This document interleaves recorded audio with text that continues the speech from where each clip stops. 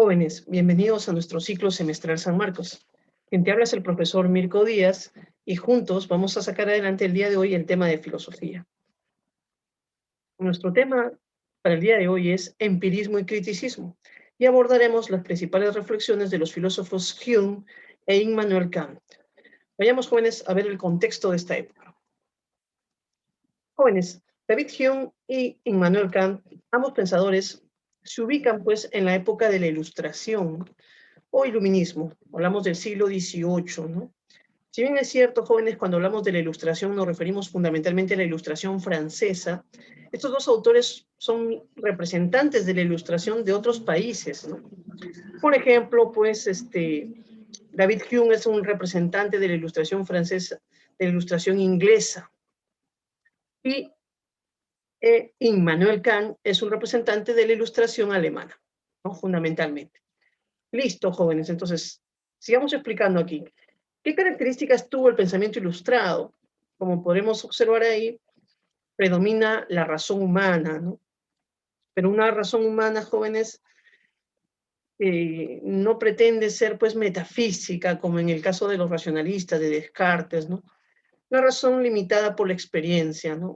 Por eso dice ahí, una razón humana para explicar fenómenos naturales y sociales, específicamente, no para hablar de temas metafísicos. Otra cosa importante es que se opone a las ideas oscurantistas, al pensamiento irracional, al dogmatismo, muchas veces religioso, jóvenes. Y bueno, también, jóvenes, recordemos que a nivel político ya la ideología ilustrada pues va a ser el fundamento de la Revolución Francesa y en ese sentido pues va a promover los principios, ideales y valores de la burguesía, ¿no? Listo, muchachos, entonces así hemos llegado pues a analizar esta primera diapositiva. Vayamos avanzando, ¿no? Tenemos un texto del gran filósofo Francisco Romero, Historia de la Filosofía Moderna, donde comenta justamente esta etapa. Nos dice, a diferencia de los intentos dispares del Renacimiento, de los esfuerzos habitualmente recatados del siglo XVII, la actividad intelectual del siglo XVIII se articula y emprende una faena de proselitismo a la luz, ¿no?, del día, con el propósito de difundir sus logros, de elevar la vida a los niveles alcanzados por la inteligencia, de introducir su influjo en las costumbres y en las instituciones. Jóvenes, entonces mira lo que nos está diciendo el texto, ¿no? Nos está hablando, pues, el texto, pues, de la Ilustración y nos está diciendo que hay una, pues, el siglo XVIII se caracteriza fundamentalmente por su proselitismo. El proselitismo es la difusión de sus ideas, jóvenes, ¿no? Buscan ellos difundir sus logros, elevar los niveles alcanzados por la inteligencia, ¿no? Elevar la vida a los niveles alcanzados por la inteligencia. E introducir su influjo, dice, jóvenes, en las costumbres. O sea, los ilustrados querían cambiar pues la forma de vida de los seres humanos y también cambiar las instituciones, nos dice, ¿no? Este proceso de aclaración universal y de transformación práctica, jóvenes, aclarar y transformar la sociedad también, ha recibido el nombre pues de transformación, aflaron, iluminismo, época de las luces. Preparan y condicionan la ilustración casi todas las aportaciones del pensamiento moderno. En primer lugar, se proclama triunfalmente uno de los requerimientos constantes de este pensamiento desde su aparición.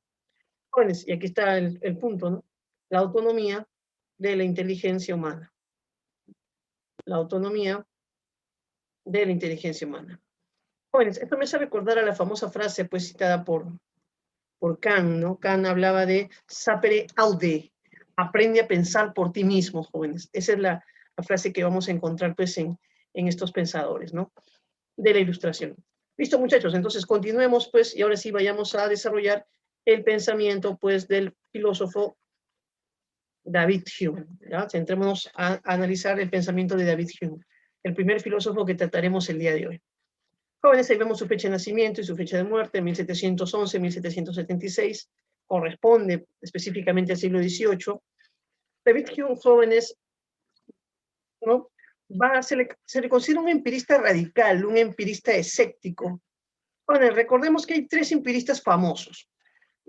John Locke, que es el fundador, que es un empirista que se le llama a veces materialista, porque él considera de que la materia es la que produce hace posible nuestras sensaciones, y la materia no la podríamos ver, jóvenes, porque recordemos que la materia era lo que ellos llamaban con la teoría corpuscular, la teoría atómica, ¿no? Pero, sin embargo, John Locke creía en que la materia era una realidad, ¿no? Luego tenemos el empirismo, jóvenes, idealista de Berkeley, para el cual lo percibido era la proyección de la conciencia del sujeto, ¿no? Y toda conciencia producía de cierta manera su realidad, y la conciencia mayor era Dios. Dios era el que producía todas las cosas, ¿no? Y jóvenes, la tercera fase de este empirismo es justamente David Hume, que viene a ser el llamado empirismo radical o el empirismo escéptico, porque va a llegar a conclusiones pues de ese tipo, ¿no? Ya vamos a explicarlo, ¿no? Una de sus principales características del pensamiento de Hume es el rechazo a la teología, ¿no? A las reflexiones acerca de Dios, jóvenes, y también el rechazo pues a toda teoría metafísica, ¿no? Jóvenes, también el tema de asumir una postura escéptica y agnóstica, ¿no? Asumir una postura escéptica o agnóstica. Eso también es un tema, jóvenes, ¿no? Ya lo vamos a ver más adelante. Y obviamente en el tema moral, jóvenes, su crítica al racionalismo, ¿no? David Hume estudia, jóvenes, la moral desde un punto de vista más afectivo, ¿no? Por eso hablamos de que el sentimiento es la base de la moral, va a decir él, ¿no? Listo, muchachos, ahí tenemos algunas de sus principales obras, el Tratado de la Naturaleza Humana y la famosa Investigación sobre el Entendimiento Humano, ¿no? Son las dos obras acerca del conocimiento, acerca del hombre, que son las más importantes acerca de Hume. ¿Cuál es el propósito de la obra de Hume, jóvenes? ¿No? Hume tiene el propósito, jóvenes, de fundamentar las ciencias.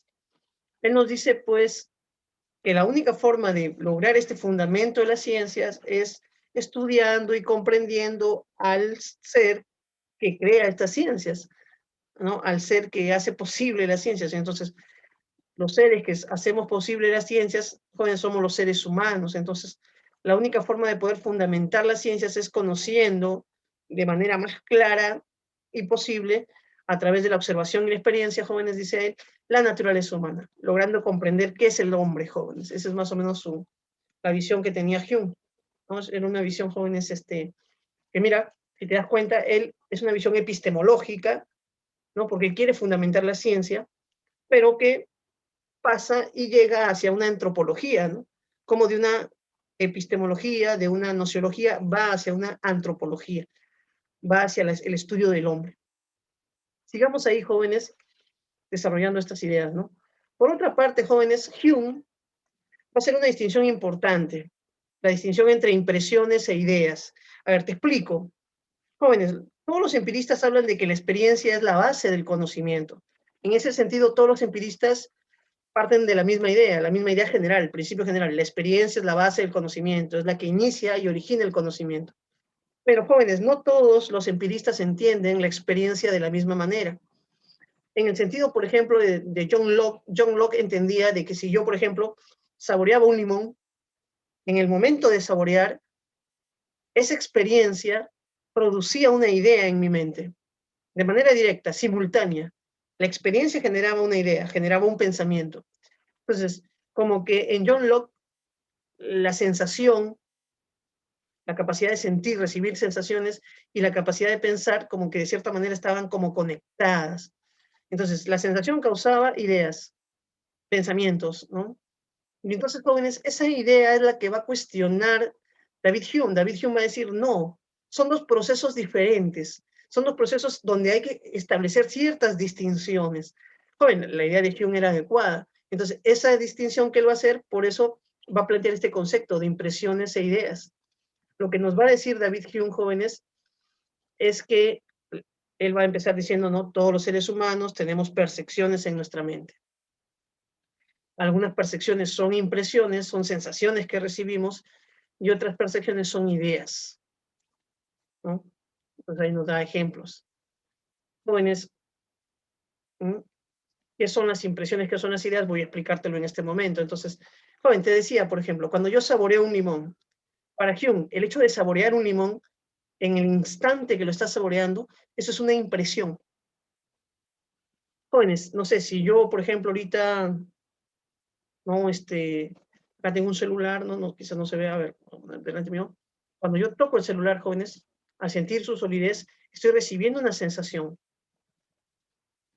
estoy recibiendo una impresión, ¿no? Acerca del celular. Cuando lo veo también estoy recibiendo una sensación, una impresión.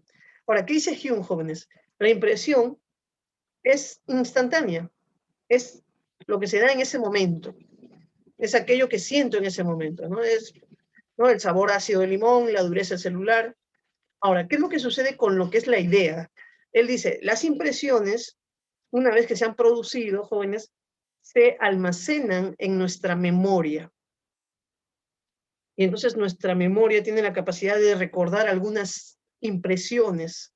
Y ese recuerdo de las impresiones ya no es una impresión, jóvenes. Ese recuerdo de la impresión es una idea. Entonces, yo saboreé el limón, el ácido del limón, eso era una impresión. Pero cuando yo recuerdo el sabor ácido del limón, jóvenes, ya no tengo pues una impresión. Lo que acabo de tener con mi recuerdo, al recordar la impresión, lo que estoy teniendo ya es una idea. Jóvenes, yo vi a una chica, eso fue una impresión. Pero ahora cuando la recuerdo, ya no es una impresión, ahora es una idea. Entonces, las ideas, ¿cuál es su característica? Surgen posteriormente, surgen después, no surgen en el mismo instante que tenemos la impresión. Entonces, Hume nos dice, y jóvenes, el profesor ha recortado estos fragmentos, pues, de la misma obra de Hume, así que vamos a leer cómo explica Hume, ¿no? Las cosas.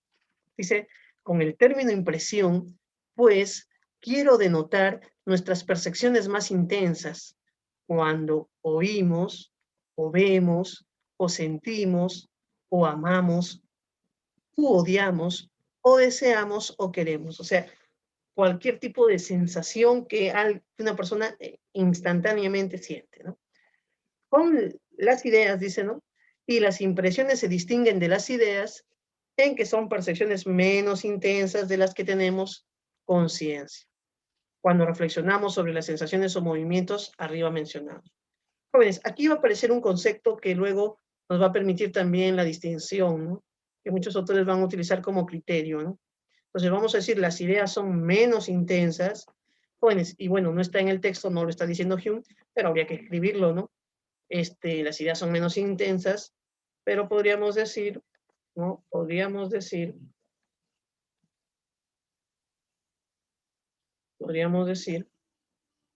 que, bueno, vamos a escribir acá, que las impresiones son más intensas. Que las impresiones son más intensas, ¿no? Y entonces, jóvenes, ahí viene un poco la diferenciación. Por eso muchos autores dicen que la diferenciación que hace Hume lo hace a partir de la intensidad, según los grados de intensidad, ¿no? Las ideas son menos intensas, porque un recuerdo siempre es menos intenso que lo vivido, pues jóvenes, ¿no? En cambio, las impresiones son más intensas, ¿no? Entonces, más o menos ahí tenemos algunas de las ideas señaladas, ¿no? Algunas de las ideas señaladas. Entonces, pasemos ahí, jóvenes, ¿no? Vamos a salir aquí. ¿Qué más nos dice Hume la diapositiva? Las ideas son copias de las impresiones. Las ideas son copias de las impresiones, sí, jóvenes, eso es lo que sería, es el recuerdo de las impresiones que hay en nuestra mente. Y entonces, una idea es verdadera si se basa en una impresión. Claro, jóvenes, ya lo decíamos, ¿no? Si yo tengo la idea de ácido, es porque he saboreado algo ácido. Y la idea deviene de la impresión, o sea, ¿quién depende de quién, jóvenes? ¿No? Acá tenemos ya una relación. Las ideas dependen de las impresiones y no al revés. No es que las impresiones dependan de las ideas. Hume establece una relación. Tú dependes de esto, ¿no? Entonces, ¿qué es lo que diría Hume? Hume diría, lo vamos a escribir, jóvenes, para complementarlo, no nos hacemos, podríamos decir, jóvenes, que podríamos ponerlo también como una especie de condicional, ¿no? Podríamos decir, primero tengo una impresión, y luego de tener esa impresión, jóvenes, se produce en mi mente una idea, ¿ya? Una forma de explicarlo sería así, la impresión es la idea. O la otra manera de decirlo, jóvenes, es que las ideas dependen de las impresiones. Las ideas dependen de las impresiones. Jóvenes, entonces, aquí encuentra ya Hume un criterio para validar las ideas, ¿no? Toda idea, dice Hume, y aquí está parte de su empirismo, esa es justamente la idea fundamental de su empirismo, toda idea, para ser válida, debe provenir de una impresión. Toda idea, para ser válida, debe provenir de una impresión, jóvenes. Esa es la idea central del pensamiento de este autor. Listo, muchachos, vamos a borrar aquí. Vamos a borrar aquí y vamos a continuar. Vamos a continuar, ¿no? Mira lo que nos va a decir aquí el autor. Un ciego no puede formarse idea alguna de los colores, ni un hombre sordo de los sonidos. Devuélvase a cualquiera de estos dos el sentido que les falta, bueno, al ciego darle la vista y al sordo darle el sonido, la capacidad de oír, y al abrir este nuevo cauce para sus sensaciones, se abre también un nuevo cauce para sus ideas, y no encuentra dificultad alguna en concebir estos objetos. El caso es el mismo cuando el objeto capaz de excitar una sensación nunca ha sido aplicado al órgano. Un negro o un lapón no tienen noción alguna del gusto del vino, ¿no? Jóvenes, ahí tenemos pues un texto de Hume que completa lo que estamos explicando. Listo, muchachos, vamos a seguir hablando de Hume. Jóvenes, a partir de esta distinción que hemos visto previamente entre impresiones e ideas, va a surgir otra distinción que él va a plasmar ya a la hora de hablar de los conocimientos. Él va a decir, hay dos tipos de conocimientos entonces en el ser humano. Los conocimientos que se basan en las ideas, ¿no? Y los conocimientos que se basan en las cuestiones de hechos. Entonces, los conocimientos que se basan en las relaciones entre ideas y las cuestiones de hecho. Joven, el tema es bien interesante porque él dice relaciones entre ideas son la matemática.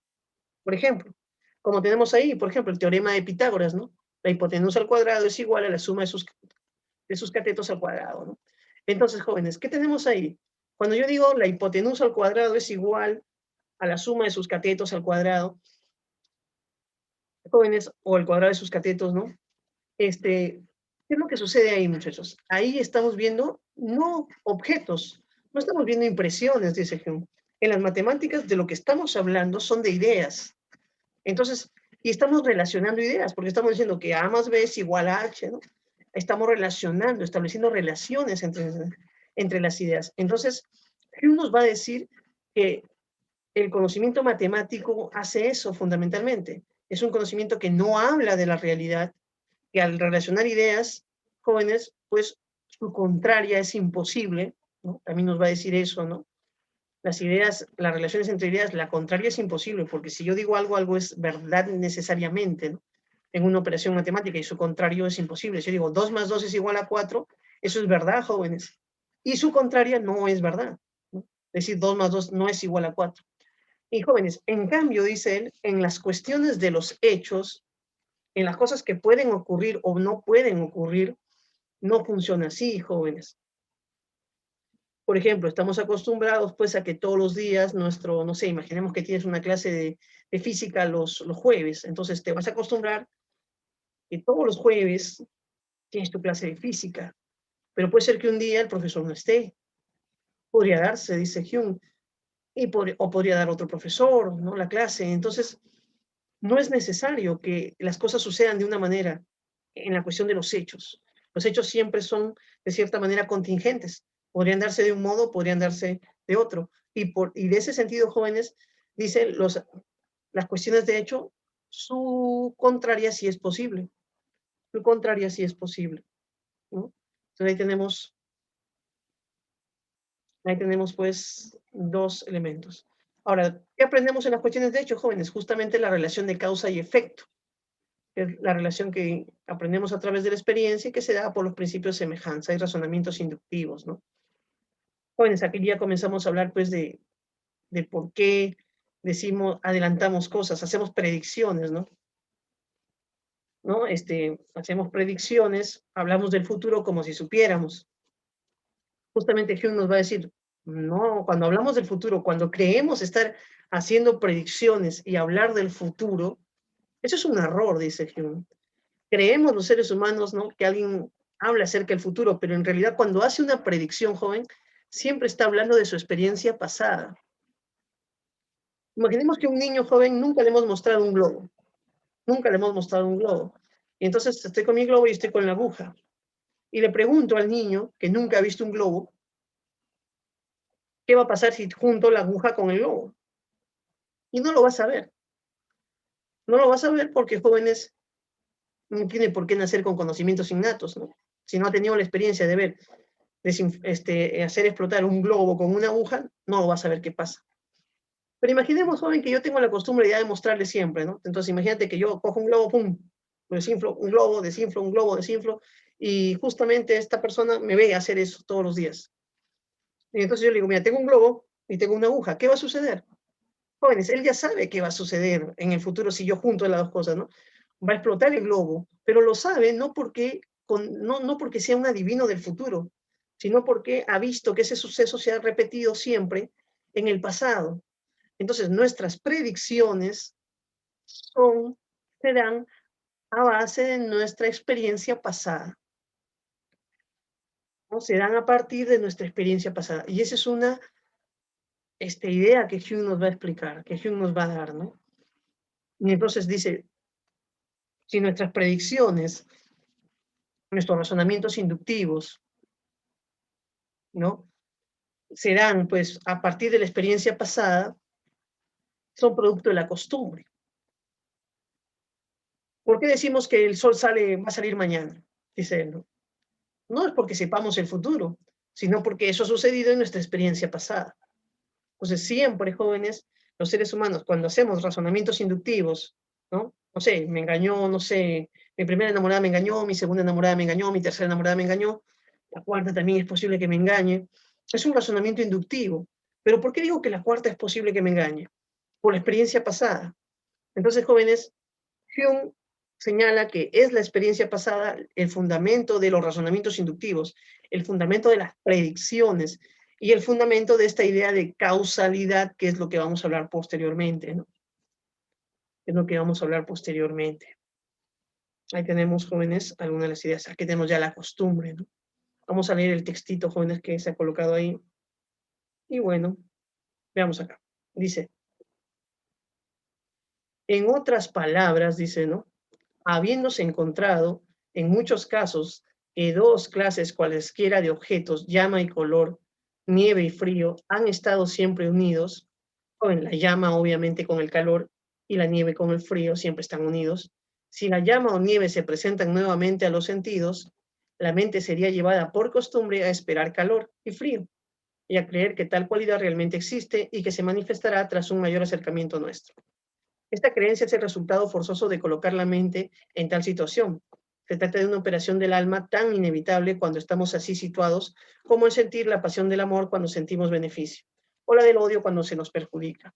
Todas estas operaciones son una clase de instinto natural, en ningún razonamiento, bueno, ya acaba el texto, ¿no? Entonces, jóvenes, toda inferencia basada en la experiencia se basa en la costumbre, se basa en lo que ha sucedido en el pasado, en nuestra experiencia pasada, ¿no? Veamos otra idea. La costumbre, pues, es gran guía de la vida humana. Tan solo este principio hace que nuestra experiencia nos sea útil y nos obliga a esperar en el futuro una serie de acontecimientos similares a los que han aparecido en el pasado, ¿no? Jóvenes, entonces, mira, lo que está diciendo Hume es interesante en el sentido que fue el primero en hablar de que quizás muchos de los procesos que nosotros llamamos procesos lógicos o procesos de razonamiento que dábamos por válidos, quizás tenían un origen psicológico, quizás tenían un origen pues en el pasado, la experiencia pasada, y no eran pues verdaderos principios que nos permitían explicar el mundo. Entonces comenzó a dudar de estas cosas, Hume. Y obviamente la duda que Hume introdujo, jóvenes, en estas ideas, pues va a generar toda una crisis de la ciencia en esta época. Jóvenes, sumado a la cuestión de la crítica también de las costumbres que va a hacer. Hume va a decir, por ejemplo, siguiendo su principio empirista que ya te expliqué, pues la primera parte de la clase, donde él decía que toda idea para ser válida debe provenir de una impresión, Hume va a decir que hay ideas que no provienen de una impresión, jóvenes, y que por lo tanto son inválidas, son ideas falsas, Pueden ser creencias, pero no tienen ningún fundamento empírico y por lo tanto carecen pues de validez, ¿no? Son las ideas llamadas metafísicas, ¿no? ¿No? Bueno, vamos poniéndole ahí también ese nombre, ¿no? Porque Hume les llama así, les llama las ideas metafísicas. Dice, estas ideas metafísicas deben ser rechazadas, ¿no?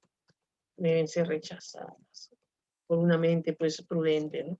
¿Por qué? Porque no se basan, pues, no tienen ningún sustento, ¿no? Las ideas de metafísicas deben ser rechazadas. Y ¿de dónde proviene la idea de Dios, del alma, del mundo, de la causalidad? Bueno, proviene de la costumbre, dice él, ¿no?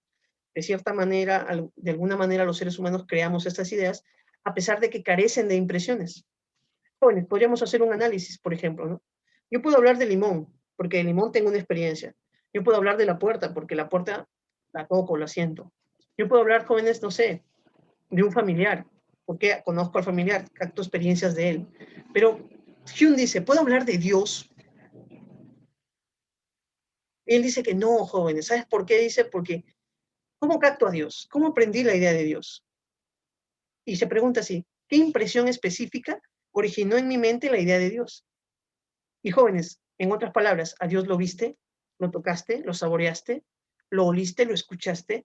Ninguno de tus sentidos ha aprendido la idea de Dios. Entonces, ¿cómo está en tu mente la idea de Dios? Por costumbre. Pero la idea de Dios es inválida. Y lo mismo pasa con la idea del alma, jóvenes. Claro, hablamos del alma, pero ¿quién ha visto un alma? ¿Quién ha tocado un alma? ¿Quién ha saboreado un alma? ¿El alma se ha aprendido por la experiencia? La respuesta es no. Y si no se ha aprendido por la experiencia, ¿por qué hablamos de alma como si fuera algo válido? El principio empirista nos lleva pues a negar la idea de alma.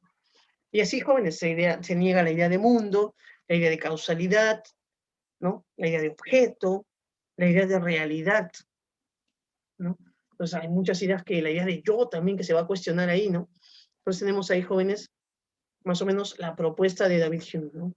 La propuesta de David Hume, vamos ya terminando pues la parte de la clase.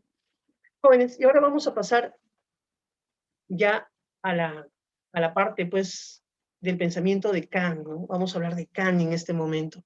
Entonces, para ello vamos a leer pues un texto también de Francisco Romero, así como en la primera parte. Dice, el racionalismo pierde terreno en sus pretensiones metafísicas, pero se mantiene su ideal de racionalidad, su propensión matematizante y su criterio de lo claro y lo distinto. El empirismo, en cambio, se difunde, configura en muchos una especie de positivismo y confirma su autoridad por su adecuación para la tarea de divulgación y de reforma intelectual y práctica a que se aplican algunos de los hombres más representativos de la época. Lo racional deja en muchos espíritus el sitio a lo razonable, a lo satisfactorio para la razón en su función crítica dentro del campo de la experiencia. Bueno, esto es importante, jóvenes, ¿no? Estamos hablando de las dos escuelas que se van a desarrollar en esa época moderna y cómo cada una va aportando algo, pues, al conocimiento, ¿no? ¿No? Entonces, nos dice el empirismo, ¿no? El racionalismo deja de ser un racionalismo metafísico y, bueno, ¿no? El empirismo también aporta algo por ahí. Y jóvenes, generalmente, esta idea de hacer un análisis de lo razonable, dice, ¿no? Lo satisfactorio para la razón en su función crítica dentro del campo de la experiencia. Es decir, cuestionar las cosas que se podían, pues, captar con la experiencia. Y jóvenes, al final del siglo, dices, aparece, pues, la filosofía kantiana, que va a intentar hacer, pues, la gran síntesis, ¿no? El racionalismo y el empirismo se van a ver sintetizados por la filosofía de Kant, ¿no? Kant va a querer, pues, jóvenes, desarrollar, pues, una filosofía sintetizando estas dos teorías opuestas, ¿no? Eso es lo que nos plantea Francisco Romero.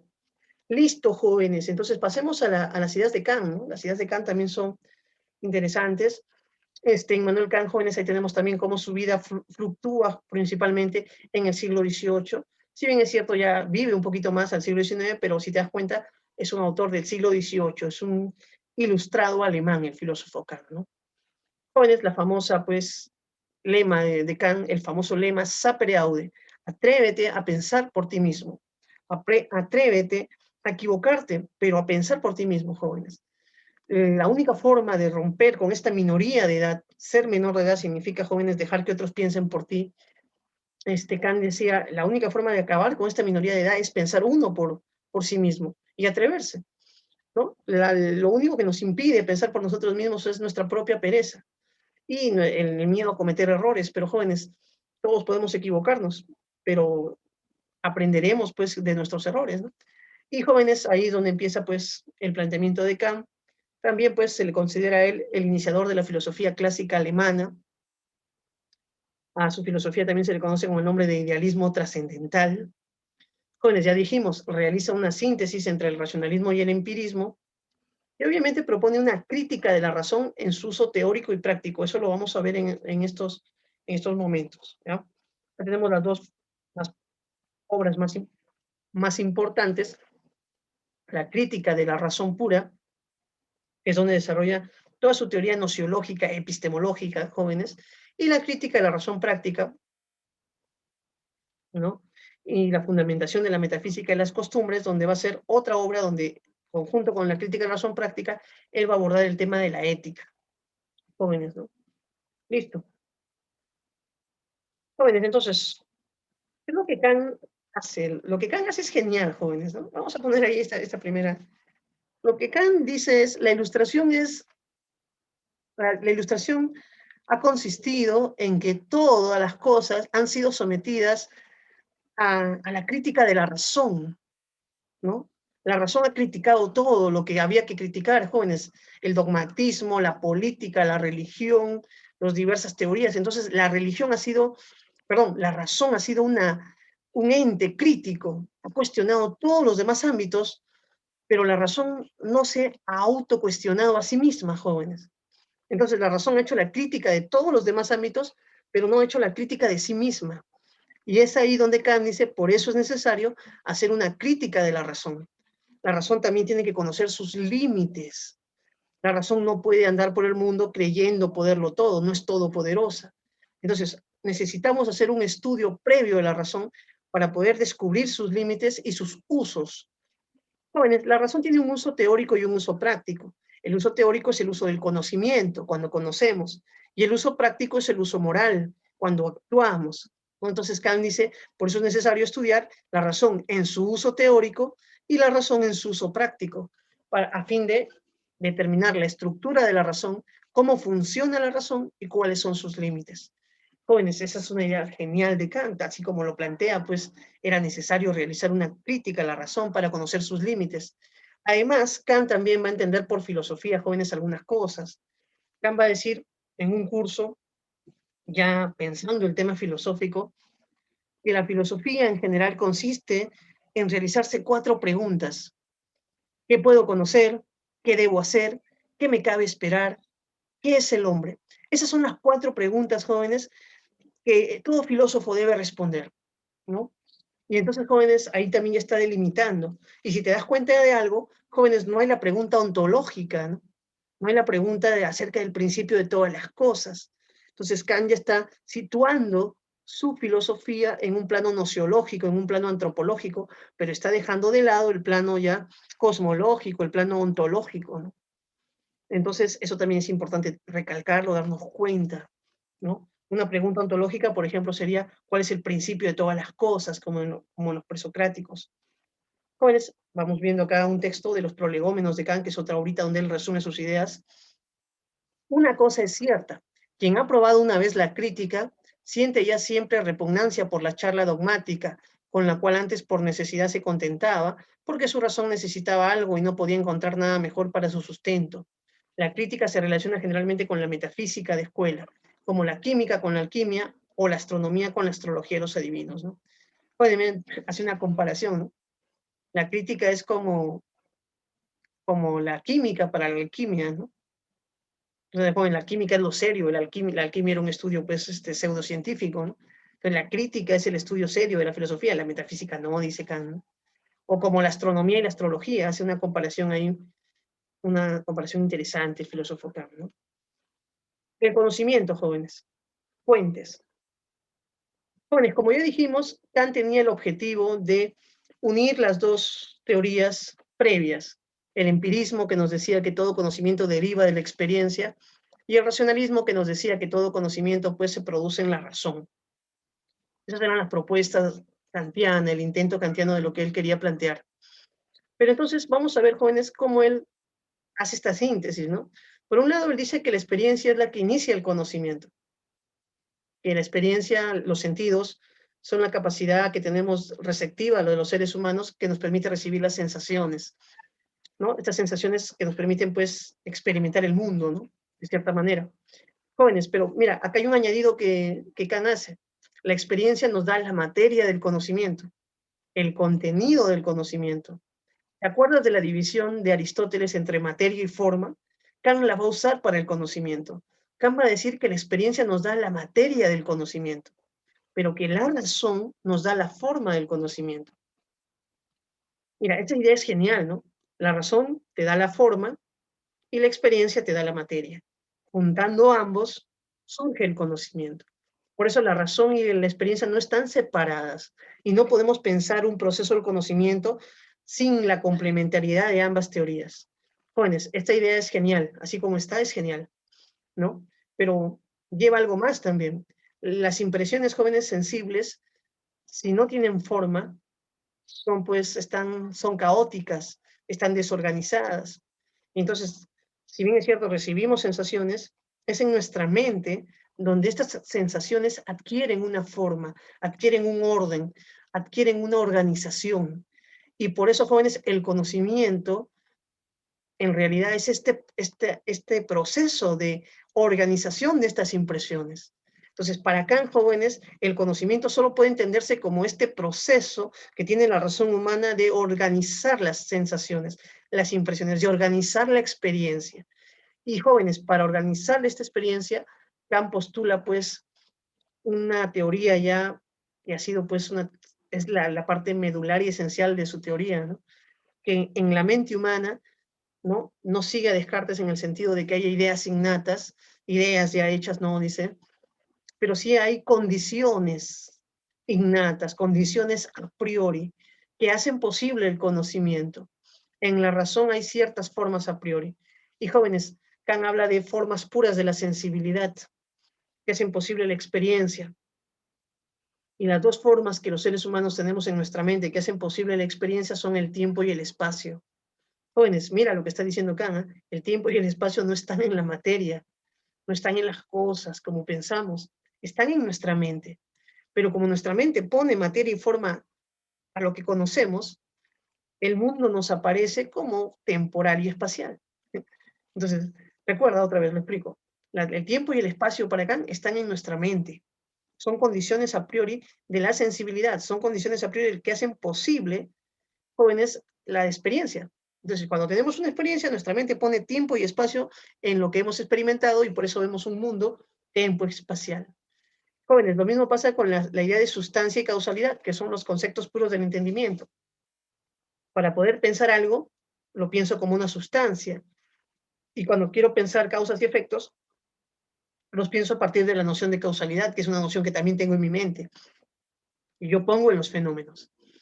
Jóvenes, entonces Kant hace esta síntesis, uniendo la razón y la experiencia, y planteando pues las llamadas formas a priori. Jóvenes, ahí tenemos un texto donde de seguro Kant está resaltando esta idea.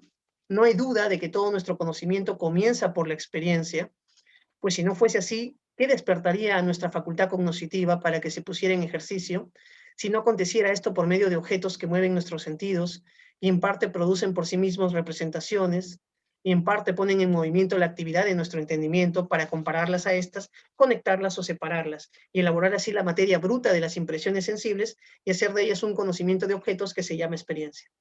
Según el tiempo, pues, ningún conocimiento precede en nosotros a la experiencia, y con esta comienza todo conocimiento. Pero aunque todo nuestro conocimiento comience con la experiencia, no por esto surge todo de él de la experiencia. Pues bien podría ser que nuestro conocimiento de experiencia fuese el mismo, un compuesto formado por lo que recibimos mediante las impresiones y lo que nuestra propia facultad cognitiva, tomando de las impresiones sensibles solo la ocasión para ello, produce por sí mismo, ¿no? Jóvenes, entonces aquí encontramos pues las ideas que yo ya te estaba mencionando previamente, ¿no? Obviamente Kant está diciendo, mira, todo conocimiento, según el tiempo, pues ningún conocimiento precede en nosotros a la experiencia. Pero a nivel ya, eso no significa, dice, que todo venga a la experiencia. No por eso todo surge de él. Nuestra razón, nuestra propia facultad cognitiva, ¿no? Produce ciertas cosas por sí misma, pone algo en las cosas, ordena. ¿Ya, muchachos? Entonces ahí tenemos más o menos algunos comentarios al texto. Ese texto lo toma pues de la crítica, la razón pura. Es un fragmento de la crítica. Jóvenes, el conocimiento, el giro copernicano. Eso también es importante, es otra forma de explicar lo que te estaba diciendo previamente. Jóvenes, Kant considera que su filosofía ha generado un giro copernicano.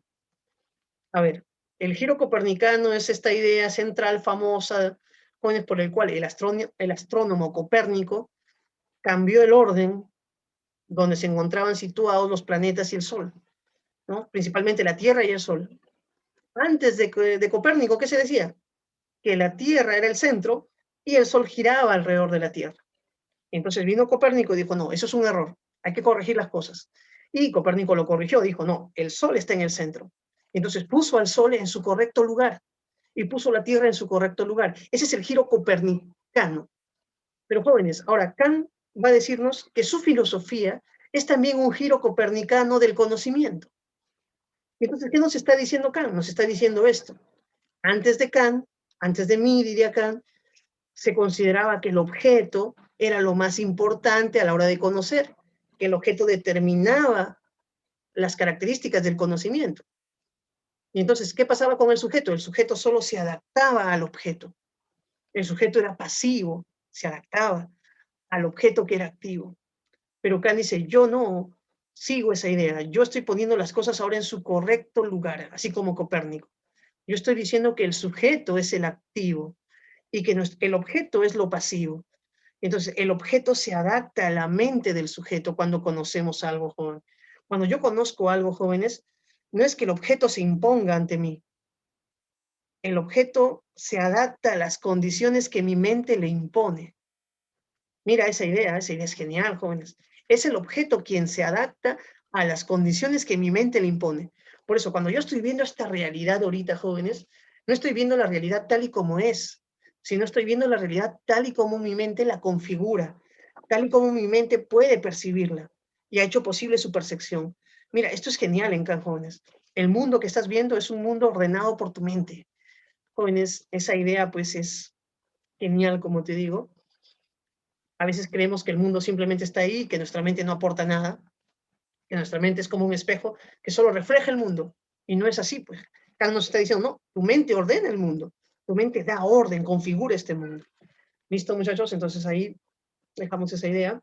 El sujeto es activo, constituye, construye el conocimiento. Muy bien.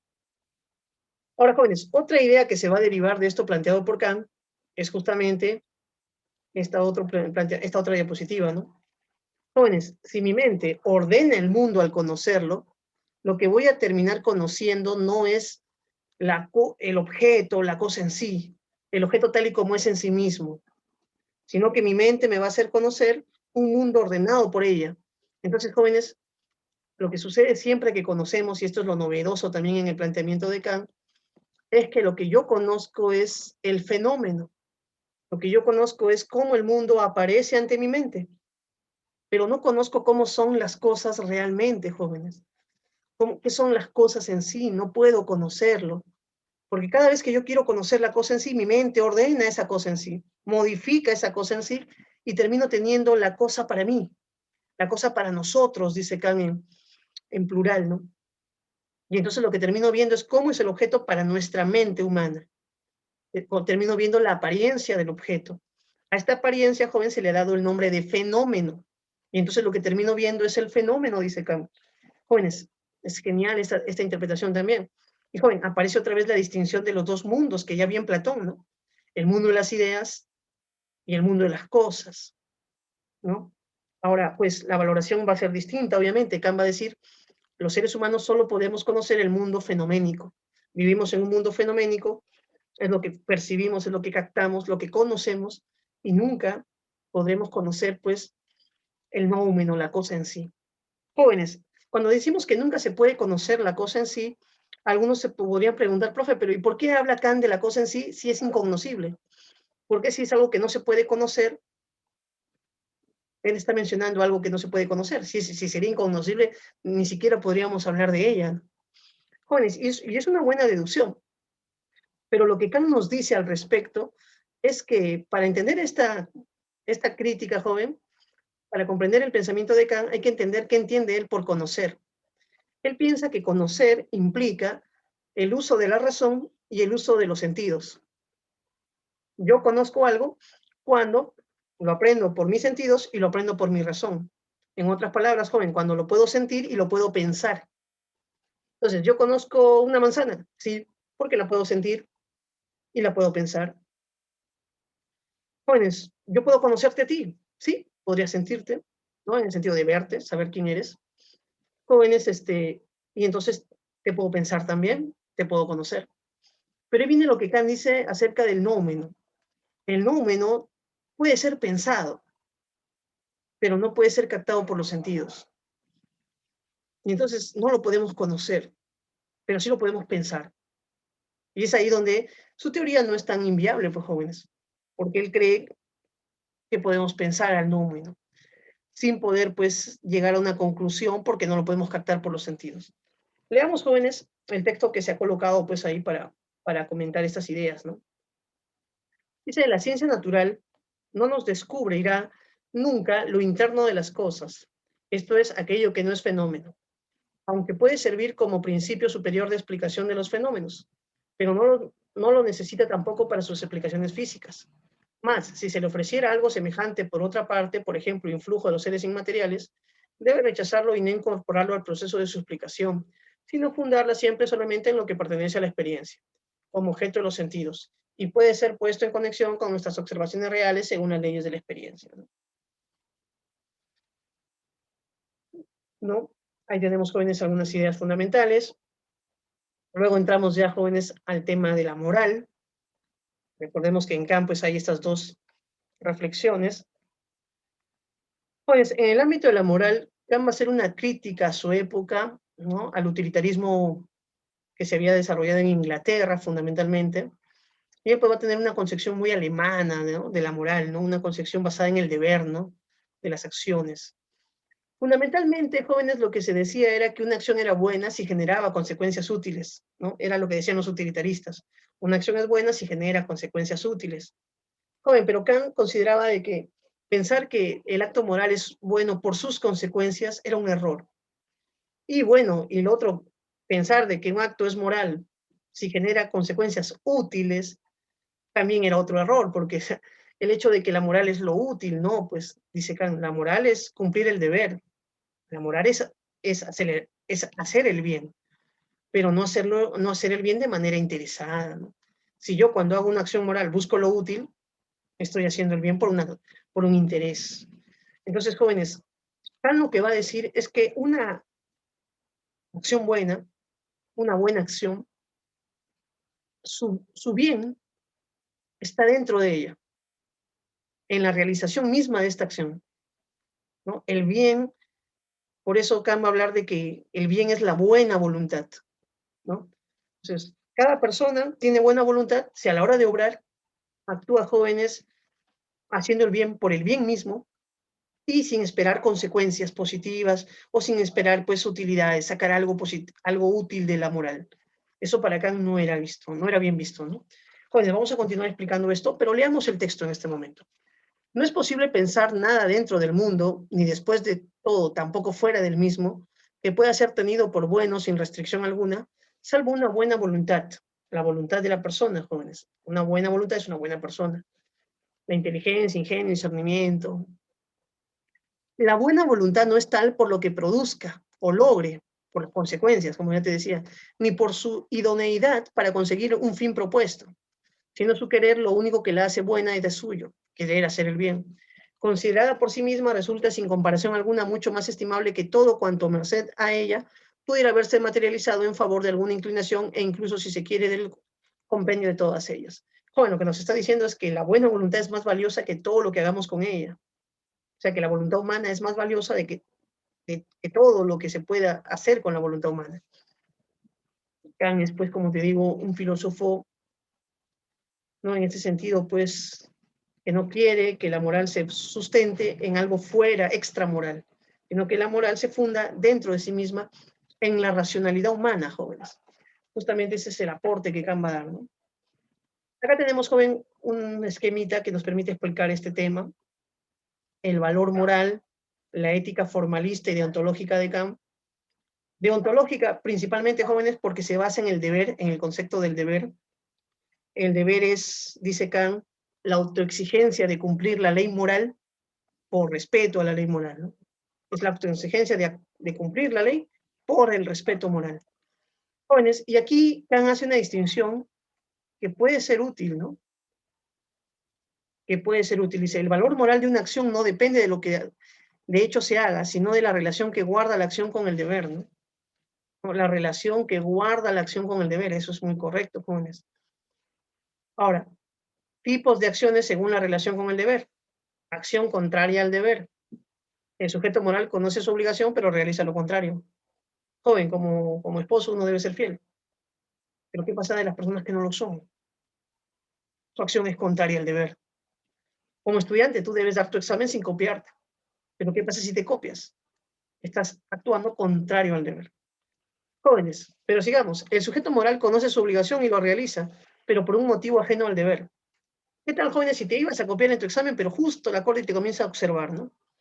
Y ya no puedes hacerlo, y al final no te copias porque te están observando. Actuaste conforme al deber, porque al final no te copiaste, pero no lo hiciste por el motivo correcto de que tú no querías copiarte, sino porque te estaban observando y eso te iba a tener consecuencias negativas. Igual, ¿qué tal si un esposo quiere, pues, engañar a su esposa, pero no lo hace, pues, por la vigilancia constante de esta, ¿no? Obviamente, al final termina siendo fiel, pero no lo hace, pues, obviamente por el deber, sino actúa conforme al deber, pero no es el motivo cumplir su deber lo que lo lleva a ser fiel, ¿no? Jóvenes, por eso Kant dice, ¿no? La acción por el deber es aquella acción que realizamos, jóvenes, por nosotros mismos y porque es nuestra obligación, porque es cumplir el deber. Entonces, yo soy un estudiante, nadie me está observando, pero aún así, a pesar de que nadie me observe, no me copio. Hago mi examen de manera honesta. O bueno, soy un esposo y soy fiel, no porque me estén vigilando, sino porque creo que ese es mi deber y el respeto que merece mi esposa, ¿no? Entonces, en ese sentido, jóvenes, eso es más o menos los aportes que Kant hace en el tema de la acción al deber. Entonces, ¿cuál sería la acción que para Kant es moral? Jóvenes, podríamos encerrarla pues ahí con una especie de cuadrito. Es esta, jóvenes. Esta es la acción que engloba la moral, ¿no? Esto es lo que la moral hace posible. Vamos a ver ahora, jóvenes, ¿no?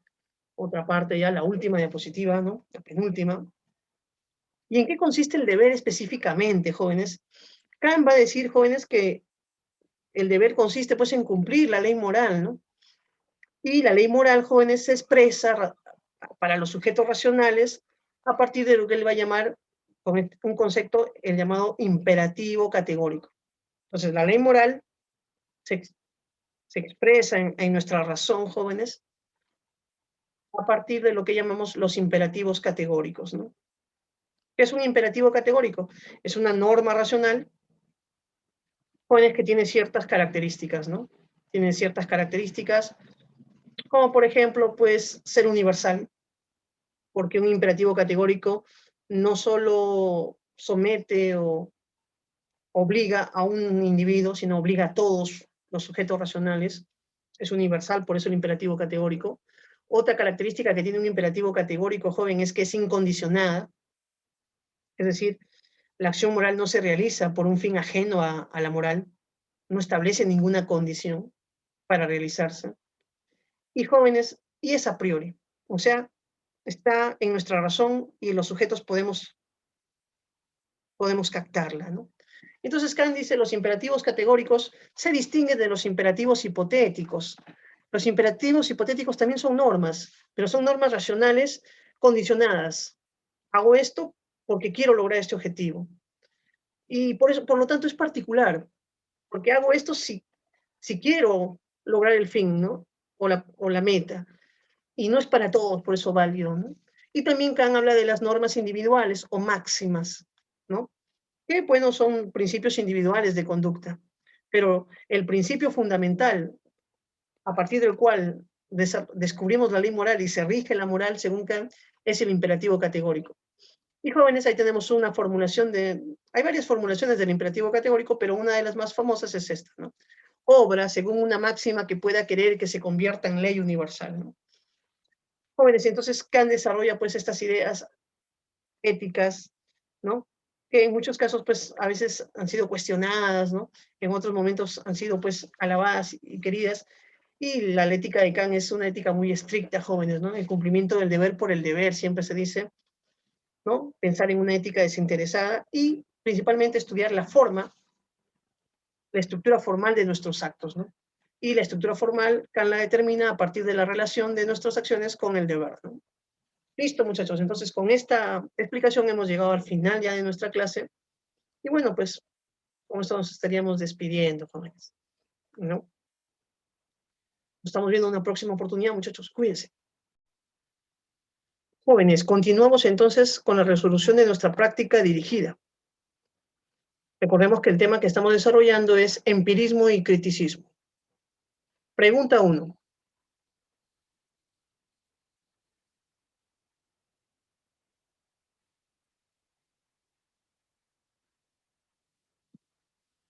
Las impresiones son causas de nuestras ideas y no nuestras ideas de nuestras impresiones. Con la sentencia anterior, David Hume puede ser considerado bueno, ya lo decíamos en la explicación, ¿no? Si hay una relación entre las ideas y las impresiones, es que las impresiones son la causa de las ideas, ¿no? La dependencia está del lado de las ideas, ¿no? Entonces, las impresiones causan las ideas. Esa es la propuesta de Hume. Y esa propuesta es muy afín al pensamiento empirista, jóvenes, ¿no? Yo creo que esta pregunta no merece pues mayor desarrollo. Las otras claves, racionalista, escéptico e idealista, no podrían caber en la respuesta, ¿no? Entonces acá encontramos otra vez el tema de las impresiones y las ideas en Hume. Ya sabemos que son las impresiones las que generan las ideas impresiones son las causas, por eso las ideas serían los efectos. Y bueno, cuando hablamos de impresiones hablamos de experiencia, en ese sentido pues está ligado al empirismo, ¿no? David Hume adopta el empirismo y considera que las ideas se derivan de las impresiones, ¿no? A través de la experiencia, ¿no? Por ejemplo, si saboreo un limón, recibo una impresión del sabor ácido que posteriormente generará la idea de lo ácido. Entonces, la clave sería la D, jóvenes, y como vemos específicamente ahí, ¿no? Esa sería la primera pregunta, jóvenes. Pasemos ahora, jóvenes, a nuestra pregunta número 2. Dice, según la filosofía de David Hume, toda idea compleja debía componerse de ideas simples, y estas a su vez debían provenir de alguna impresión para ser consideradas válidas. Identifique una idea sin impresión. Jóvenes, Hume dice, hagamos un análisis de todas nuestras ideas y veamos cuáles derivan de una impresión y cuáles no, ¿no? Yo te digo, la blancura es una idea que tenemos todos, la idea de lo blanco. ¿Deriva de alguna impresión? Claro, visual, ¿no? Hemos visto superficies blancas. Jóvenes, la idea de lo dulce, algunos de nosotros, todos tenemos la idea de lo dulce. ¿Por qué? Porque hemos saboreado cosas dulces. Y de ahí viene, pues, la idea de lo dulce. La idea de extensión, jóvenes, la idea de que todo tiene un tamaño, las cosas tienen un tamaño, es otra idea que también se percibe por los sentidos, ¿no? La idea que Hume dice que no se percibe por los sentidos es esta idea de la causalidad, que nos dicen que dos sucesos están conectados por una conexión necesaria. Esa idea dice, por ejemplo, esa idea que tenemos de la causalidad es una idea que no tiene un sustento empírico. No hay una conexión necesaria para los dos hechos. Lo que hay es una repetición de dos sucesos continuos y por lo tanto, pues esta sucesión se produce más por la costumbre que por lo que es, o que por la llamada pues causalidad, ¿no? Entonces, para Hume, jóvenes, la causalidad es la idea que proviene de la costumbre, ¿no? Por ejemplo, ahí tenemos, ¿no? La idea de causalidad no tiene impresión, no deriva de una impresión, de dónde viene la costumbre. Y en ese sentido es una idea, pues, que carece de, ¿no? Entonces ahí tenemos, joven, la clave sería la D, ¿no? Pregunta número 2. Vamos avanzando también, jóvenes, en este solucionario. El pensamiento kantiano indica que los datos proporcionados por la experiencia son organizados por la razón, teniendo como resultado una representación objetiva de la realidad. Los juicios a priori analíticos un constructo mental del sujeto, las leyes o los imperativos categóricos, ¿no? Jóvenes, cuando Kant habla pues de que nuestros sentidos brindan información a nuestra mente y que en nuestra mente se da un proceso de organización de estas impresiones, ¿no? Muchos autores pues actualmente utilizan la palabra constructivismo, constructo, ¿no? Entonces como que el conocimiento se construye en la mente humana y el conocimiento es producto de esta construcción, ¿no? Entonces, más o menos la tesis kantiana va por ahí, ¿no? Es compatible con estas propuestas, ¿no? Entonces, en ese sentido, podríamos decir que si los datos proporcionados por la experiencia son organizados por la razón, el objeto, pues, sería un constructo mental del sujeto, ¿no? Un constructo a partir de las impresiones recibidas. No es que el conocimiento sea solo un producto de la mente del sujeto, no. Para Kant esto no sería así. Para quien sería así sería para Berkeley, ¿no?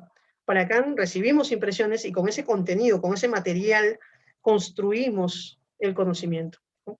Listo, muchachos, entonces ahí tenemos una de las ideas de nuestro filósofo. Teoría del conocimiento de Kant sería el tema.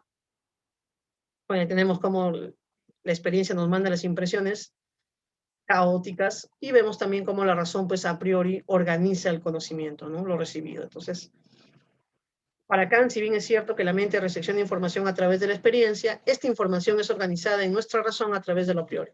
Por ello, el conocimiento es una síntesis o constructo mental del sujeto, ¿no? Ya una síntesis de lo recibido y lo que el sujeto pone. Jóvenes, creo que el concepto síntesis es mejor, más claro. Pero bueno, es el concepto que se usa en la pregunta y bueno, lo respetamos. Clave C. Jóvenes, sigamos. Pregunta 4. Respecto al principio de causalidad, Hume consideraba que cuando percibimos la existencia de dos fenómenos que siempre se presentan unidos o sucesivos, es frecuente que exista una relación necesaria entre ambos hechos.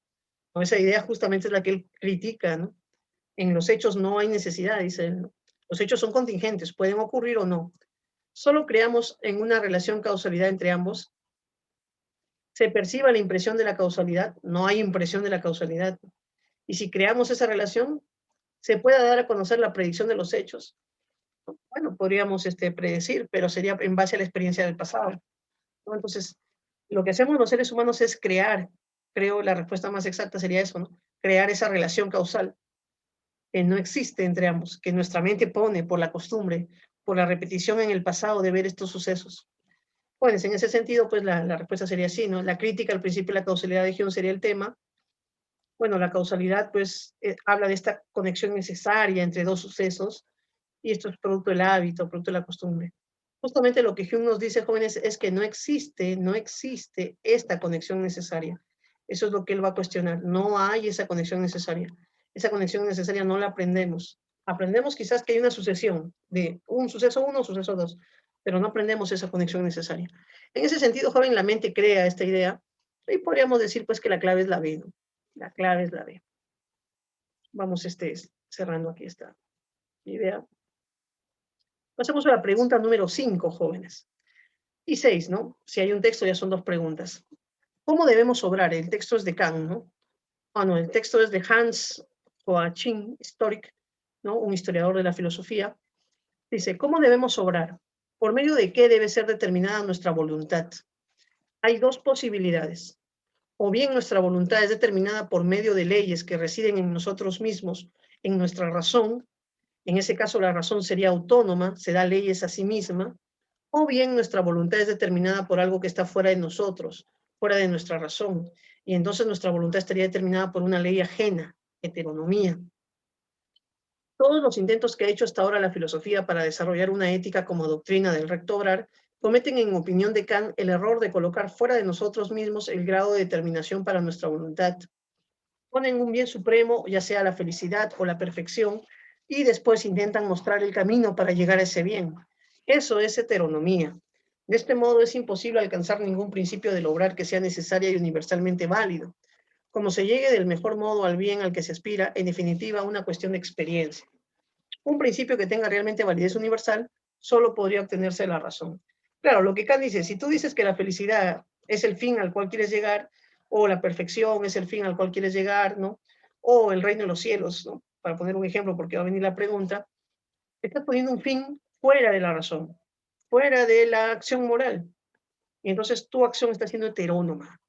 La única forma de que la acción moral sea autónoma es que provenga de nuestra propia razón, de la razón, ¿no? Y que la razón se dé leyes a sí misma, ¿no? Los seres humanos somos sujetos racionales, y en ese sentido, jóvenes, en esta parte del texto encontramos, pues, lo central del texto, la autonomía o la heteronomía. Y bueno, las preguntas se orientan en ese sentido. Veamos la pregunta número 5. De acuerdo con el texto, según Immanuel Kant, la única forma de lograr la autonomía moral es fundamentar la ética en, jóvenes. Obviamente ahí la clave va a ser, pues, que para Kant la ética, la moral se fundamenta en el hecho de que los seres humanos seamos sujetos racionales, y por lo tanto la única forma de fundamentar la moral para que sea autónoma es justamente fundamentarla en la razón, pues, jóvenes. ¿No? Pregunta, jóvenes, se deriva rápidamente, ¿no? Pues ahí vemos, mira, cómo la razón da la ley moral y cómo esa ley moral vuelve a obligarnos a actuar. Entonces, la autoexigencia o el respeto a la ley moral se debe a que proviene de nuestra propia razón. Según Kant, la autonomía exige que la ley moral que determina nuestra voluntad se derive de nuestra propia razón a priori. La clave sería la B, jóvenes. Ahora pasemos, jóvenes, a nuestra pregunta número 6. En la pregunta número 6, jóvenes, encontramos, pues, dice, de acuerdo con el texto, podemos inferir que si nuestros actos morales buscan ser tales que nos permitan acceder al paraíso o a la vida eterna, entonces, desde el punto de vista kantiano, practicamos una moral, no, ahí la clave, jóvenes, bueno, la clave sería heteronomía, ¿no? Vamos a explicar por qué. Bueno, ya te decía, ¿no? Si la ley moral viene no de tu razón, no de la razón en general, sino de algo ajeno a la razón, ¿no? En este caso, pues, es la promesa del paraíso o la vida eterna, nos lleva a actuar bien. Nuestro acto se da por un motivo ajeno a la razón, al deber, a la razón, a lo que brota de nosotros. Entonces, Kant dice, estás actuando moralmente, pero por algo que está fuera de tu mente, por algo fuera racional. Entonces caes en lo que llama él la heteronomía. Eso es lo que estábamos explicando hace un rato, ¿no? Según la lectura, si nuestra voluntad es determinada por algo que está fuera de nosotros, entonces practicamos una moral heterónoma. Es decir, el acto moral no deriva de la ley moral producto de nuestra razón. ¿Sí? Ahí la clave sería, jóvenes, la alternativa D, ¿no? Sigamos, muchachos, sigamos. Pregunta 7, ya estamos por la mitad. Kant piensa que el concepto del deber no puede derivarse de la experiencia, ya que toda experiencia es particular y la ley moral debe ser, jóvenes, la experiencia es particular y la ley moral debe ser universal para Kant, ¿no? Entonces ahí tenemos la clave, la A. Ahí podría decirme, profe, ¿por qué universal? Vamos a explicarlo, pues. Jóvenes, la idea de Kant es que lo siguiente, todos nosotros, los hombres, somos sujetos racionales. Entonces, la ley moral, al derivar de la razón, es universal, porque es válida para todos los seres humanos. O sea, mira, la idea de Kant es bien sencilla, ¿no? ¿Cómo crear una ética que sea válida para todos los seres humanos? Entonces él dice, ¿qué son todos los seres humanos? Todos los seres humanos son racionales. Fácil, entonces, si quiero crear una ética universal, tengo que apelar a la razón, porque es la característica que todos los seres humanos tienen. Entonces, la ley moral es racional, jóvenes, y el hecho de que la ley moral sea racional y que todos nosotros seamos sujetos racionales hace que la ley moral sea válida para todos nosotros. Por eso la característica ahí es universal, jóvenes. Kant busca fundamentar una moral válida para todo sujeto racional. La experiencia no puede ser un fundamento porque posee carácter particular, solo la razón puede brindar un fundamento universal. La clave sería la A, jóvenes. Como vemos ahí. Pregunta 8, jóvenes. Pregunta 8. Según Hume, el álgebra y la aritmética se basan en relaciones de ideas, ¿no? Lo que estábamos hablando, las matemáticas es relación de ideas, no habla de hechos. Sus afirmaciones son intuitivas y demostrativamente ciertas, independientes de la experiencia. En cambio, todos nuestros razonamientos sobre cuestiones de hechos se basan en relación de causa y efecto. El conocimiento de esta relación no se alcanza por razonamientos a priori, ¿no? Jóvenes, entonces, Kant dice, no, los razonamientos matemáticos, ¿no?, derivan de ideas, tienen grado de necesidad. Pero cuando hablamos de hechos, no podemos inferir otros hechos con características de necesidad, ¿no? Ahí viene el tema, jóvenes, de que los seres humanos, a la hora de razonar sobre hechos, usamos el principio de causalidad. Ya hemos hablado de que Hume va a criticar este principio de causalidad, nos va a decir que no existe pues esta idea de que una causa produce un efecto, ¿no? Y que el conocimiento de esta relación no se alcanza por razonamientos a priori, sino, jóvenes, podríamos decir que surge de la experiencia, ¿no? Se debe principalmente al hecho de que, ¿no? Suceden hechos que vamos adquiriendo, experiencias que vamos teniendo, y a partir de esas experiencias vamos haciendo predicciones, ¿no? Lo que te decía en la explicación acerca del sol, ¿no? El hecho de que yo sé que todos los días sale el sol, o que mañana saldrá el sol, es una predicción que yo estoy haciendo, un razonamiento inductivo que estoy haciendo, pero lo sé no porque yo sea un adivino, lo sé porque eso ha sido lo que ha sucedido en mi experiencia pasada. Entonces, al hacer la predicción, estoy mirando hacia atrás, estoy mirando hacia la experiencia que he tenido. Por eso esta idea de la causalidad, de causa y efecto, en realidad, dice Hume, se deriva de la experiencia. Se deriva de la experiencia. La clave sería la D, ¿no? Sigamos ahí, jóvenes. Pregunta número 8, ¿no? Ya resuelta. Ahora pasemos a la pregunta número 9. Kant, en su obra Crítica a la razón práctica, intenta explicar y fundamentar la moralidad sin confundirla con la legalidad. El conjunto de estas acciones morales están de acuerdo con, jóvenes, bueno, si hablamos de la moralidad y la legalidad, jóvenes, la moralidad, pues, se basa en la ley moral, la legalidad, ¿no? La ley moral, jóvenes, según Kant, tenemos que realizarlo por obligación interna, porque nos compete realizarlo, y no, jóvenes, por, pues, obligación externa como la ley jurídica, ¿no? Lo dice, ¿no? La ley jurídica sí necesita obligación externa, ¿no? El Estado te obliga a realizar. Entonces, eso es lo principal. Entonces, jóvenes, la legalidad, obviamente, pues, jóvenes, ahí está ligada al Estado, ¿no? Entonces, y en cambio, la moralidad se basa en el deber moral, en la obligación interna que tenemos que realizar, ¿no? En la convicción, ¿no? Jóvenes, el conjunto de estas acciones morales están en acuerdo, si hablamos de acción moral, es cumplir el deber, es la obligación interna que tenemos. Si hablamos de legalidad, si hablamos de ley jurídica, si hablamos de Estado, ahí sí sería una obligación externa, la coacción. Muchachos, la clave la C. Pregunta 10, jóvenes. Pregunta 10. Si aceptamos la teoría kantiana, sostendríamos que el hombre posee formas a priori de la sensibilidad, los cuales permiten el conocimiento de, jóvenes, ¿qué es lo que nos permite conocer las formas a priori y la sensibilidad? Nos permite conocer el fenómeno, ¿no? Recordemos, ¿no? Esa es la teoría de Kant, percibo el fenómeno y no percibo la cosa en sí, ¿no? Entonces, las formas a priori y la sensibilidad hacen posible la constitución del fenómeno. La clave sería ahí la C. Las condiciones a priori del sujeto hacen posible la organización de la información sensorial, permitiendo al sujeto configurar el objeto percibido, la cosa para nosotros o el fenómeno. La clave sería la C, jóvenes. Pasemos a la pregunta número 11, jóvenes. Ya estamos acabando nuestra práctica dirigida. Señalen los enunciados compatibles en relación con la doctrina deontológica de Kant. A ver, la doctrina de Kant se centra en la forma y no en el contenido del acto moral. Jóvenes, eso es cierto. La ética de Kant se basa pues en la estructura formal de la acción moral, ¿no? En su relación con el deber, esta se determina, ¿no? Entonces no tiene nada que ver con el contenido, con lo que uno haga. Tiene que ver en el por qué y de qué manera lo realiza, ¿no? Joven, ¿el bien se identifica con la máxima felicidad para la mayoría? No, ya dijimos que esa tesis no pertenece a Kant, sino pertenece a la ética utilitarista, ¿no? El bien no es la máxima felicidad, esa es una idea utilitarista, no pertenece a Kant. Un acto moral solo debe ser ejecutado por el deber moral, eso sí es una propuesta kantiana. Actuar moralmente implica cumplir el deber por el deber. La razón se somete a la legislación del Estado, en la moral no, jóvenes. En la moral el Estado no tiene nada que ver para Kant, el Estado es algo externo. Entonces la clave sería 1 y 3. Entonces la clave sería barco, jóvenes. Pregunta 11. ¿Ya? Pregunta 11. Vamos avanzando, jóvenes. Nos quedan 3 preguntas y con eso ya vamos terminando esta clase. En la ética formal de Immanuel Kant se busca determinar una moral universal.